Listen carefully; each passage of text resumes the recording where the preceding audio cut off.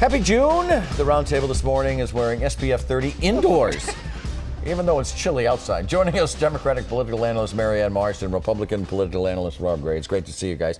Phil Ing, he hasn't, he's on the job, he's doing the job. He hasn't sat in many chairs to talk at length about things. What stands out? Well, I think the top thing today is that Phil Ing showed up 30 minutes early for the show.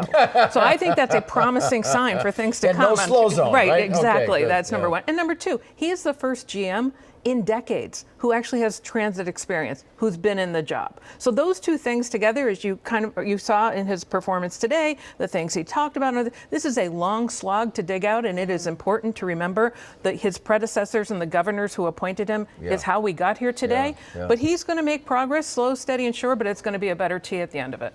Rob. It's early, but there are promising signs. It's good to have a fresh set of eyeballs. And ultimately, can he change the culture at the T? That's really the challenge. He has made some progress, as he referred to, with the union at the T. But the jury's out long term. We need to give him time, I think, to be fair. All right. Congress increased the debt ceiling to avoid the economic disaster of default. Democrats are unhappy. Republicans are unhappy.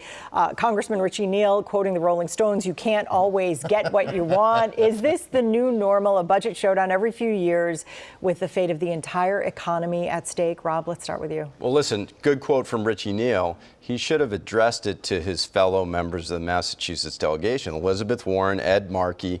They voted against it in the Senate. Ayanna Pressley, Jim McGovern voted against it in the House. 2 out of 4 Democrats vote against it in the Senate. 2 out of 46 to vote against it in the House. Our delegation is way out of whack.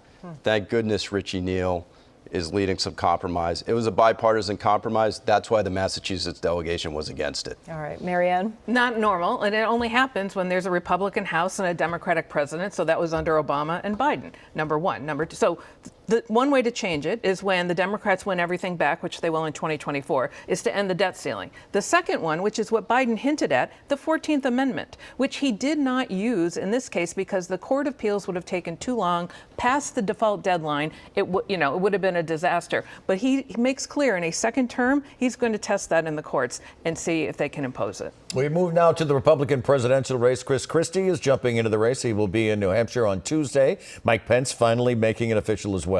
A crowded field, just as Donald Trump had hoped. Marianne, are they all banking on a legal meltdown that will take Trump out?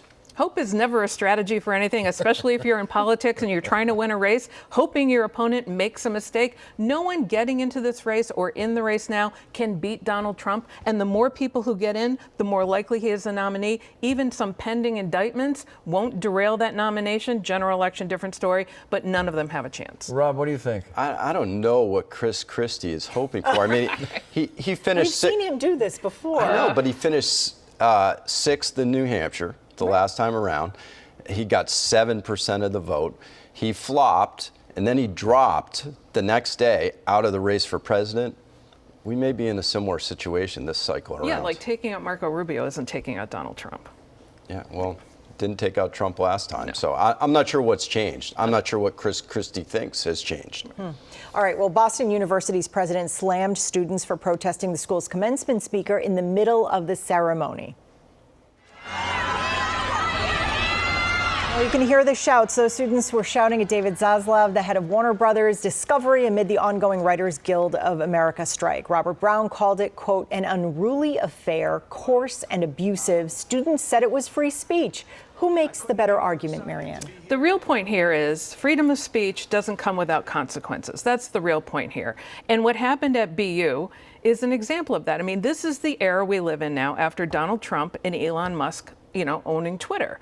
And what Robert Brown, academic leaders, civic leaders, political leaders should do is they need to educate students and society about free speech and what it means and hearing different points of view and using facts and opposing book bans, not having like a drive-by interview a week after commencement on your way out the door as president of BU to make a point. That's not free speech. What do you think, Rob? I think Brown looks smart. I mean, these students were incredibly selfish and stupid.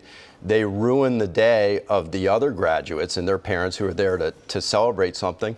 And they're pawns of a union whose members make well north of $100,000 a year.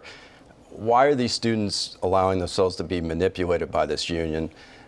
It's too bad. The next thing I'd like to touch on is speaking of college students, it's becoming clear that college students' loan payments will be back in August. In fact, the issue was a bargaining chip in the debt ceiling debate. Ayanna Pressley and Elizabeth Warren are furious about it. Rob, how will this play out? We're into the 2024 election cycle. How will it play out? The advantage goes to the Republicans on this. Just like the debt ceiling, Pressley and Warren are way, way out of the mainstream. Working people who didn't go to college, people who did go to college with loans, either paid off their loans or are always paying their loans on time. They're voters too. They don't want to subsidize deadbeats. Marianne? Biden will do what he's done to date, which is either punt past the election and or eliminate, put aside certain groups who don't have to pay it. Ayanna Pressley did offer an amendment during the budget process. This should be dealt with in the budget process, and in a second Biden term, it will be dealt with.